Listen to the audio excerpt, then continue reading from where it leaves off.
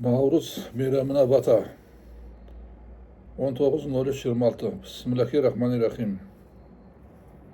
Жылдың басы Наурыз жақсылығын сыйласын, барша қазақ аман болып, дастарханы мол болсын. Бісміллә айтып пісірген Наурыз көже қасиетті, береке мен бірлік бұлағы, ризық пен дәулеттің азығы. Бірлікте бол ағайын, өмір өтер қас қағам, аман болып отбасың, жүзге жетсін жастарың.